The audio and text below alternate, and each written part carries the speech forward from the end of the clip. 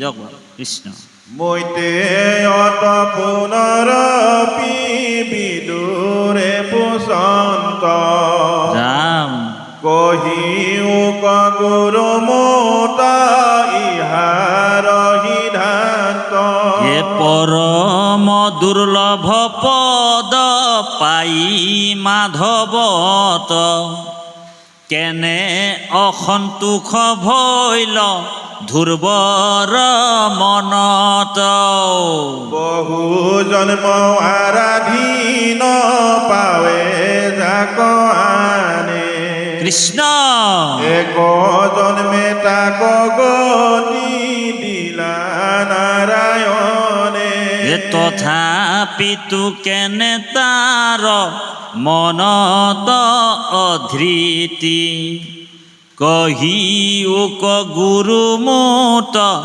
ইহাৰ যুগতি হৰি সকালত কেনে বিষাদ তাহাৰ মাধৱ কহিওক গুৰু মোত কাৰণ ইহাৰ মৈতেৰ বুলন্ত শুনা কুৰু বৃজবৰ যি কাৰণে অসন্তোষ তাহাৰ মনৰ কৃপালু বাপাই সমস্ত ইয়াত বৰ সুন্দৰ কথা এটা ওলাই গ'ল ধ্ৰুৱই ভগৱন্তক বিচাৰি গৈছিল কি আৰু ভগৱন্তই ধ্ৰুৱক দিলে কি ভগৱন্তক বিচাৰি গৈছিলে ধ্ৰুৱই পিতৃৰ কোলাত বহিবৰ কাৰণে ধ্ৰুৱই প্ৰাৰ্থনা কৰিবলৈ ভগৱানক গ'ল কিন্তু ভগৱানে কি দি দিলে ধ্ৰুৱক যে এটা লোকে বনাই দিলে য'ত নেকি চন্দ্ৰ সূৰ্য বায়ু বৰুণ ব্ৰহ্মা ত্ৰিদশৰ দেৱতা মহাদেৱ সেই ধ্ৰুৱ লোকত যাবই নোৱাৰে এনেকুৱা এটা পৰম লোক দি দিলে মানে দ্বিতীয় বৈকুণ্ঠ এটা দি দিলে তথাপিও ধ্ৰুৱৰ মনত অসন্তোষ এই প্ৰশ্নটো মৈত্ৰেয় ঋষিয়ে কৰিছে মানে বিদুৰক কৰিছে মানে বিদুৰে মৈত্ৰেয়ক কৰিছে প্ৰশ্নটো তো কাৰণ হৈছে কি এতিয়া লোভীয়া মানুহক যিকোনো বস্তু চাব যিজন লোভীয়া তেওঁক ব্ৰহ্মাণ্ডৰ বস্তু দি দিলেও কিন্তু তেওঁৰ মানে শান্তি নাই কামনা পূৰ্ণ নহয় আৰু লোভীয়াৰ কোনোদিনেই মানে তেওঁ পূৰ্ণ নহয় তেওঁ মানে সদায় অপূৰ্ণ হৈ থাকে অকল মোৰ ধন মোৰ মাটি মোৰ বাৰী মোৰ ল'ৰা মোৰ ছোৱালী অকল মোৰ কৰিতে মৰিয়ে থাকে আমি অকণমান নিজৰ ভাষাটো লগাইছোঁ বেয়া পাব নেকি বোলে মোৰ ধন মোৰ টাকা মোৰ মাটি মোৰ বাৰী মোৰ ল'ৰা মোৰ ছোৱালী মোৰ তো ভগৱানেও ভাবে এই মানুহটাতো বোলে অকল মৰকে আছে ইয়াকে জলদি কৰে মৰাই দিয়াটাই ভাল তাক 70 বছৰ 80 বছৰতে হৰি ওৰাম যিসকল মৰকে থাকে সেইসকলক সোনকালে মৰাই দিয়ে এইটো সংস্কৃত শ্লোকতো আছে মম পুত্ৰ মম ভাজ্যা অকল মম আজি এই শ্ৰৱণ কীৰ্তনৰ যোগেদি মমটোৰ আগফালে আমি নটো লগাব আহিছোঁ মানে মমটোৰ আগফালে নটো বহুৱাব লাগিব নমো হ'ব লাগিব নমনীয় হ'ব লাগিব ন মম মোৰ নহয় যত হাংসা ধন ধান পুত্ৰ পৰিবাৰ যি পাইছে আমি কৃষ্ণত অৰ্পণ কৰি দিব লাগিব দে বাপাই সকল সেইকাৰণে ৰাতিপুৱা গধূলি যেতিয়া আমি ঈশ্বৰক প্ৰাৰ্থনা কৰোঁ সেৱা কৰোঁ সকলো বস্তু কৃষ্ণৰে হয় বুলি ভাবিব লাগিব ধন টকা পইচা ঐশ্বৰ্য বিভূতি যি পাইছে এই সংসাৰৰ যি বস্তু সকলো ঈশ্বৰত অৰ্পণ কৰিব লাগিব ন মম মোৰ নহয় প্ৰভু সব আপোনাৰ এই ভকতসকলে জানে কথাটো তত্ত্বটো জানে কাৰণ তত্ত্বৰূপে জানি হকি মোক দুৰ্ঘুৰ দুখ সুখ অন্তকালে গয়া আমাতক হৈ প্ৰৱেশ সেইকাৰণে ভগৱন্তক আমি তত্ত্বৰূপে জানিব লাগিব এতিয়া আমাৰ বহুত চাব ভাই ককাই মাটি বাৰীৰ কাৰণে বৰ কাজিয়া হয় আৰু কিছুমান ককাই ভাই আকৌ মানে ভায়েকৰ ভাগটোও খাই পেলায় ভায়েকৰ ভাগ খাব কেতিয়াও নালাগে দেই বা ককায়েকৰ ভাগটো ভায়েকে খাব নালাগে এতিয়া মাটি বাৰীৰ ভাগটো ককায়েকৰ ভাগটো ভায়েকে খাই পেলাই, ভায়েকৰ ভাগটো ককায়েকে খাই পেলায়। এতিয়া আমি ভাগ খালে কি হয় জানেনে? আমি ৰৌৰৱ নৰকত পৰিব লাগিব। এইটো বিধান আছে ভাগৱতত, ঔ হৰি ঔ ৰাম। এতিয়া গুৰুৰ যদি আমি ভাগ খাওঁ, তেনেহ'লে গুৰুৰ যদি আমি গুৰুক নিদি যদি আমি নিজে খাই লওঁ, সেইটোও এটা অপৰাধ হয়, সেইজনো নৰকত পৰিব। গৰুৰ যদি ভাগ খাওঁ তেতিয়াও অপৰাধ হয় বুলি কৈছে, এইটো বেদত আছে। সেইকাৰণে ৰাতিপুৱা যেতিয়া আহাৰ খাওঁ নহয়, আপোনাৰ ঘৰত যদি গৰু এজনী আছে, তেতিয়া সেই ৰুটি এটা যদি বনাইছে, প্ৰথম ৰুটিটো গৰুক খুৱাব লাগে নিয়মতে। এইটো ভূত দায়া বুলি কৈছে, বুজি পাইছেনে? সেইবিলাক বিধান আছে গৃহস্থ ধৰ্মত। গৃহস্থ ধৰ্মত বহুত বিধান আছে বাপাইসকল। অকল আমি গৃহস্থ ধৰ্মত আছোঁ বুলি ক'লে নহ'ব। গৃহস্থ ধৰ্মৰ বহুত বিধানবিলাক আমি মানি চলিব লাগিব। আমি ভূত দায়া, ভূত যজ্ঞ কৰিব লাগিব। আমি যজ্ঞ কৰিব লাগিব। আমি সুহৃদৰ যজ্ঞ কৰিব লাগিব। আমি দেৱ যজ্ঞ কৰিব লাগিব। ৰাতিপুৱা শুই উঠি যেতিয়া আমি গা পা ধুই ঈশ্বৰ সেৱা কৰোঁ, সেইটো দেৱ যজ্ঞ বুলি কৈছে। আমি সেই 5টা যজ্ঞ কৰিব লাগিব, ভকতে কৰিব লাগিব দেই। সেই 5টা যজ্ঞ কৰিলে আমি 5টা পাপৰ পৰা মুক্ত হৈ থাকিব পাৰিম। সেইকাৰণে আমি সদায় যদি অন্ন ৰাতিপুৱা শুই উঠাৰ পৰা আমাৰ গোটেই দিনৰ দিনটো আমি ঈশ্বৰ সেৱা লৈকে, আমাৰ ঘৰত আলহী অতিথি অহালৈকে আমি সকলোকে সমজ্ঞান সমভাৱেৰে চাব লাগিব। কিছুমান আকৌ আলহী আহিলে কি কৰে, মানে বেয়া পায়। দুদিনমান যদি থাকি যায়, তেনেহ'লে ঔ হৰি ওৰাম, আলহী কেতিয়া যাব, সদায় মনত সেইটো ভাৱনা ৰাখি থাকে। এনেকুৱা কিছুমান আলহীবিলাকো বহুত গণ্ডগোলীয়া। কাৰোবাৰ ঘৰত আহিলে একেবাৰে একদম পূৰা শিপা ধৰি লয় আৰু যাবই নিবিচাৰে ন বাপ। তেনেকৈ আলহী যদি আহি যায় তো ঔ হৰি ঔ ৰাম। আমি সদায় সুবিধাবাদী হৈ থাকিব নালাগে। বহুত মানুহে সুবিধাবাদী, চব সুবিধা ল'ব বিচাৰে। গতিকে আমি বহুত কথা শাস্ত্ৰৰ মাধ্যমেদি বুজিব লাগিব বাপাইসকল দেই। কৃষ্ণ শংকৰ গুৰু হৰিৰাম। তো ধ্ৰুৱই 36,000 বছৰ যজ্ঞ কৰি এই ধ্ৰুৱলোকত থাকি ভগৱন্তই কৈছে, তুমি মোৰ স্থানলৈ আহিব লাগিব। 36,000ৰ পিছত তুমি কিন্তু তাত থাকিব নোৱাৰা, বৈকুণ্ঠলৈ আহিব লাগিব। য'ত গ'লে জীৱ পুনৰ্জন্ম পুনৰ্মৰণ নহয়। পুনৰপি জনম পুনৰপি মৰণম পুনৰপি জঠৰি জননী শয়ানম। আৰু আজা কৰিব নালাগে, একেবাৰে বিলীন হ'ব লাগে। গতিকে এই তত্ত্বটোকে ইয়াতে ধ্ৰুৱক ভগৱানে কৈ আছে। যাওক কৃষ্ণ।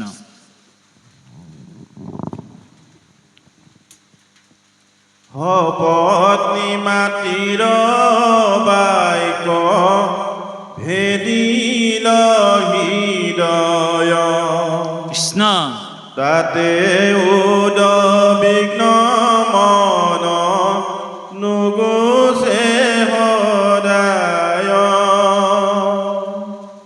যদ্যপিতো মাধৱক সাক্ষাৎ কৰিল, তথাপিতো ধ্ৰুৱে মুখ্য পদন বাঞ্ছিল। ভকতি দুৰ্লভ পদ নবাঞ্ছিল মনে, বাঞ্ছিলাই উত্তম থান মাতৃৰ বচনে। গুৰুচিৰ বাক্য বৰ্জ সুমৰি মনত, নুখুজিলা উৎকৃষ্ট পদ মাধৱত। কৰন্ত কুমাৰে পাছে মনত সন্তাপ, বিধি কি কৰিলো ঘোৰ পাপ। একান্ত ভকতি কৰি অনন্ত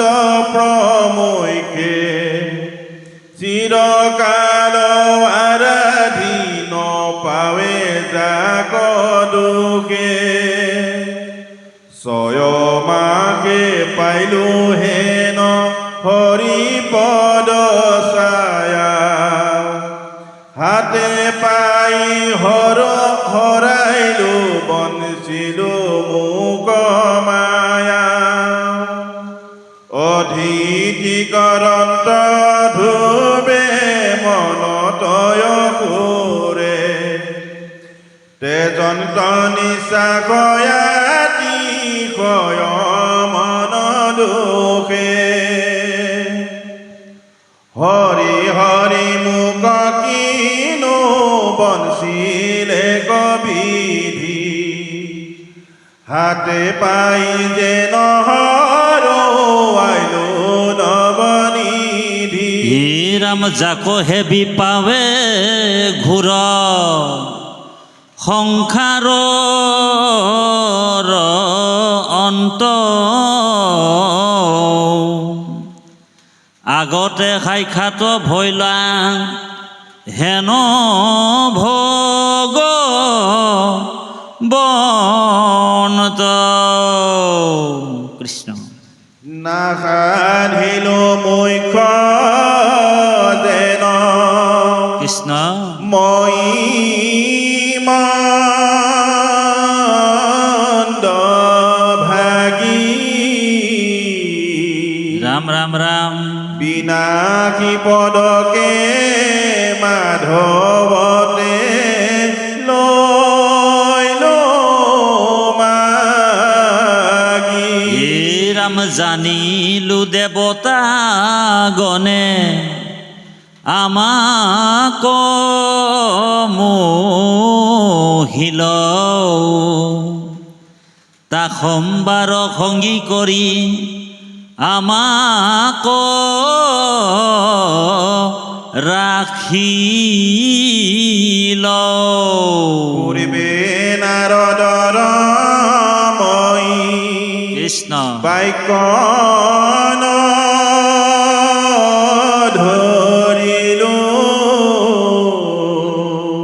মাধৱ সৱাল কালত তপোবনে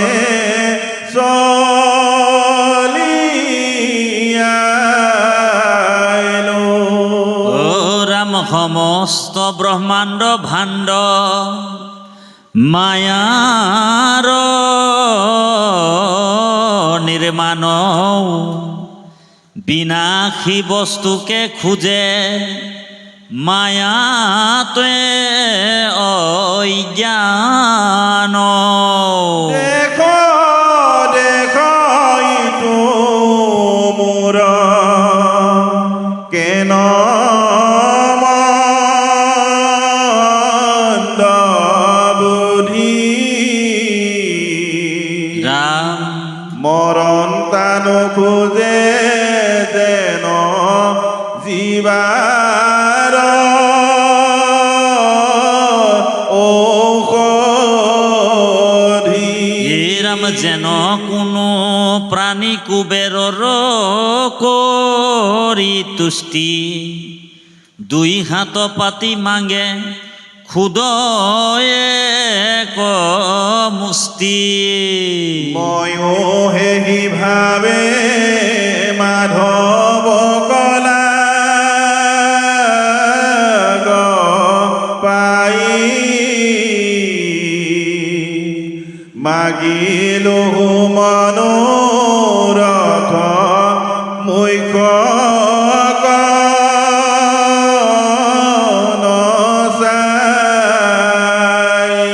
কৃষ্ণ কৃপালু বাপাই সমস্ত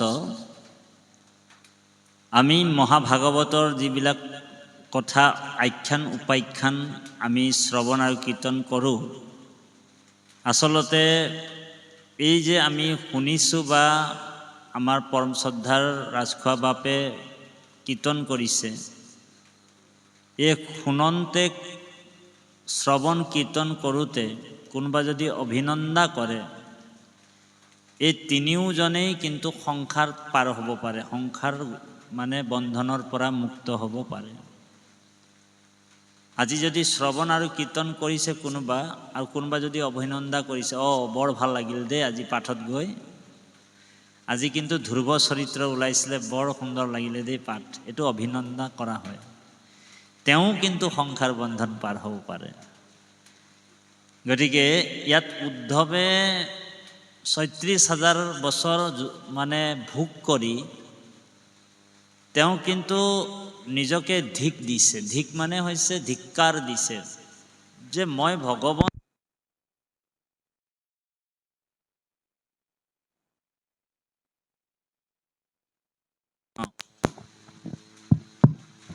কৃষ্ণ।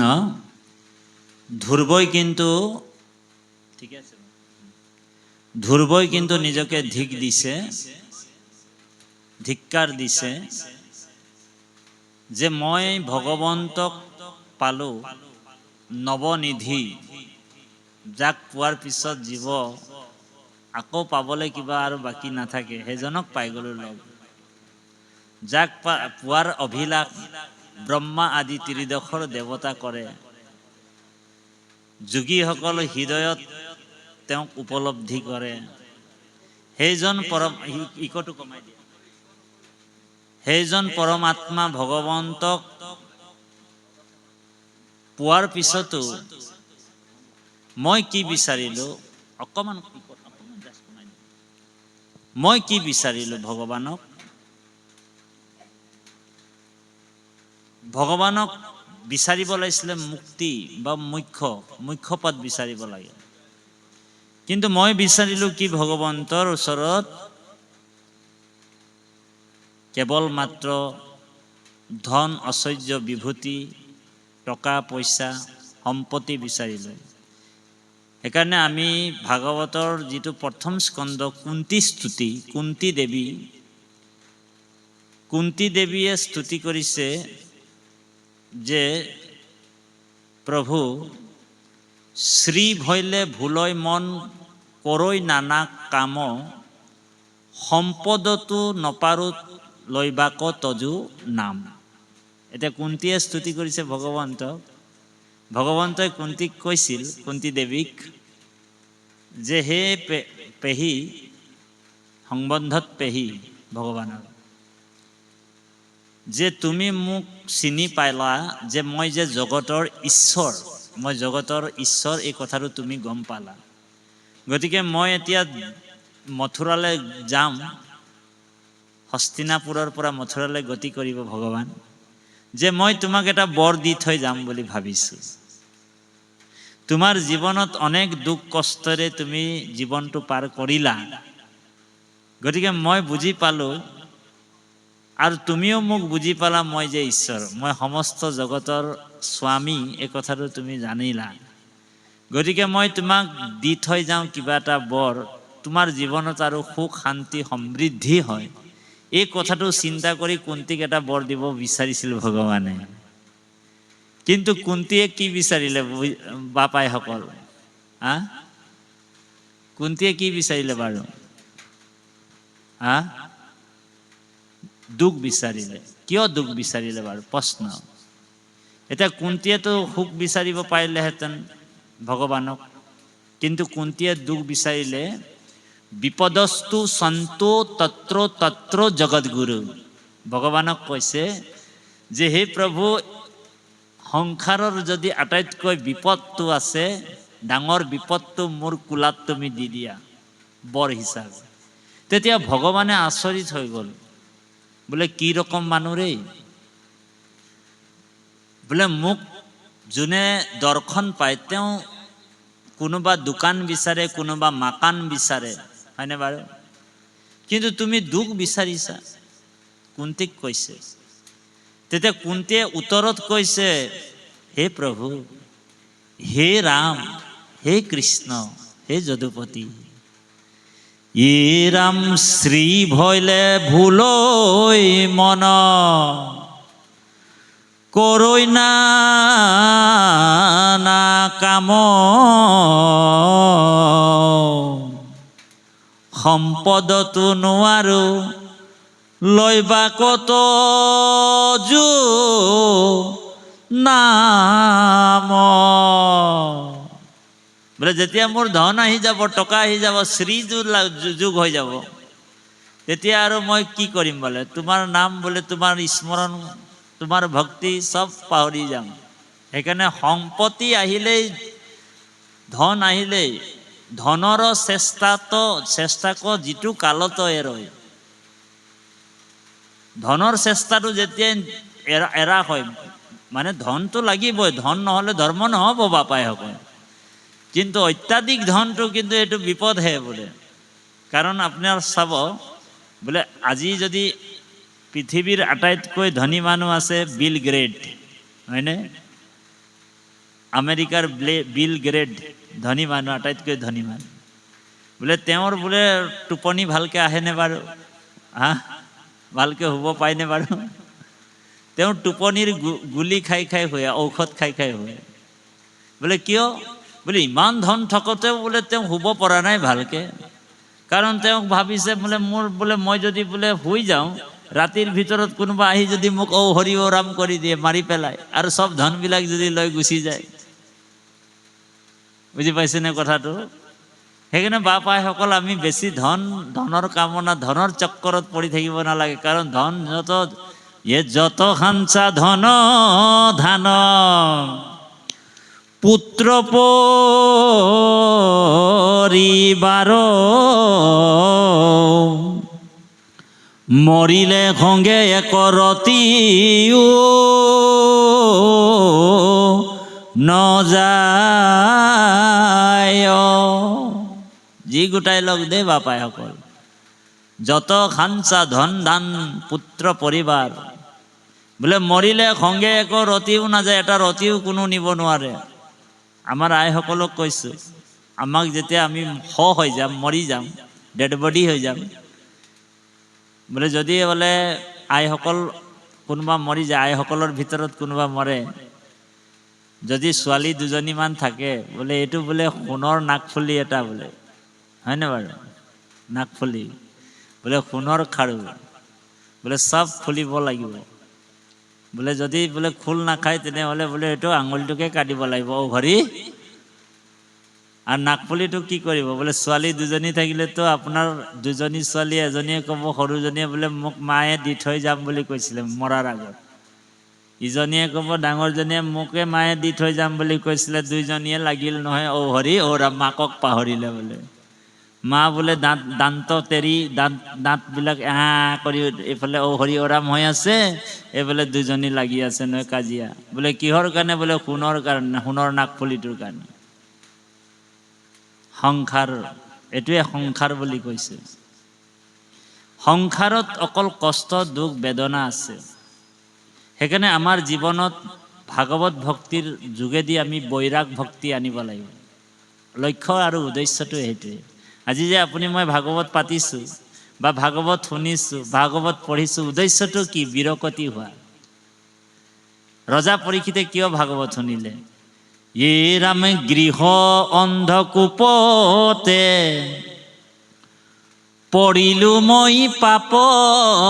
ৰজা পৰীক্ষিতে কৈছে, গৃহ অন্ধকূপতে পৰিলো মই পাপ, কৃষ্ণৰ কৃপাতে পাইলো ঋষি সাপ। আজি যদি কৃষ্ণই কৃপা নকৰিলেহেঁতেন, মই ঋষি সাপ যদি নাপালোহেঁতেন, তো চব বস্তু মোৰ বুলি ভাবিলেহেঁতেন। মই ৰজা, বোলে ক'ৰ ৰজা হয়? একছত্ৰী ৰজা, হয়নে বাৰু? মোৰ আণ্ডাৰত কিমান প্ৰজা আছে কোনো হিচাপ নাই, বোলে চব প্ৰজাবিলাক মোৰ হয়। ৰজা পৰীক্ষিতে কৈছে, গৃহ অন্ধকূপতে পৰিলো মই পাপ, কৃষ্ণৰ কৃপাতে পাইলো ঋষি সাপ। ৰাম জানন্ত বিফলে যায়, ভিতৰ সন্ততি সাপ দিয়াই উপজাইলা মোৰ বীৰ কতি। সাপ নোহে ইটো মোৰ পৰম প্ৰসাদ, গৃহ শৰীৰ কমূৰ কৰিলাও সাদ। ঋষি সাপটো প্ৰথমে ভয় খাই আছিলে, মই মৰি যাম, মোৰ ল'ৰা ছোৱালীবিলাকৰ কি হ'ব? হয়নে বাপাইসকল? মই মৰি যাম, মই 61 ৰজা, মোৰ প্ৰজাসকলৰ কি হ'ব? মই মৰি যাম, মোৰ বিউটিফুল আইগৰাকীৰ কি হ'ব বাৰু? ঔ হৰি ও ৰাম। ঋষি সাপ পাই গ'ল নহয়। আমাৰ যদি ৰাজখোৱা বাপক কোনোবা যদি কৈ দিয়ে, বাপ আপুনি 7 দিনৰ পিছত মৰিব, তেতিয়া ৰাজখোৱা বাপে কি ক'ব বাৰু জানেনে? আইগৰাকী ঘৰত গৈ ক'ব যে হৰি শুনিছানে বোলে, মোক এজনে অভিশাপ দি দিলে নে বোলে, কি 7 দিনৰ ভিতৰত বোলে মৰিবি বুলি ক'লে নহয়। এতিয়াতো মই 7 দিনৰ ভিতৰত মৰিম। বোলে এটা কাম কৰা, বোলে কি একটা কাম কর, বলে ঘরে যদি মুরগি একটা আছে ভাল সাঁড়া মুরগি, বলে মারা কাটা করে করে ঝুলটা টুকু খুয়াই দে। বলে ও হরি ও রাম। বলে কেলে? বলে 7 দিনের ভিতরত ও হরি ও রাম। হয় না বাৰু? তো এই মৃত্যুৰ ভয়টো, মই যে মৰিম 7 দিনৰ ভিতৰত মই মৰি যাম, এই মৃত্যুৰ ভয়ে আপোনালোকক আমাক সকলোকে আমনি কৰি আছে সদায় ৰাতিপুৱা গধূলি। মই মৰি যাম, সেইকাৰণে মৃত্যুৰ ভয়ৰ পৰা পৰিত্ৰাণ পাবলৈ একমাত্ৰ উপায় সঞ্জীৱনী। মৃত্যু সঞ্জীৱনী কি বোলে? ভাগৱত ভক্তি। ভগৱন্তৰ ভক্তি কৰাৰ লগে লগে বোলে মৃত্যুকো জিনিব পাৰে মৃত্যু। সেইকাৰণে কৃষ্ণ এক দেৱ দুখহাৰী, কাল মায়াদিৰো অধিকাৰী। কৃষ্ণৰ ভক্তি কৰাজন মৃত্যুক ভয় নকৰে। বোলে প্ৰভু আপুনি মোক ৰাখিলেও ৰাখিবা, মাৰিলেও মাৰিবা, কি কৰিলে কৰিবা, আৰু তোমাৰ ওচৰতে অৰ্পণ আছে। সেইকাৰণে ভকত যিসকল হয় তেওঁলোকে কাকো ভয় নকৰে। ভকতৰ ভয় আছে, ভকতৰ ভয় আছে কৈত, ভকতৰ ভয় নাই। বোলে ভকতজনৰ কিহৰ ভয়? বোলে মোক বোলে মাৰিলেও মাৰিব তেওঁ, ৰাখিলেও ৰাখিব, তেওঁৰ কথা তেওঁ কৰিব, মোৰ কাম মই কৰিব লাগিব, মই ঈশ্বৰৰ ভক্তি কৰিব লাগিব। হয়নে প্ৰভু সমস্ত?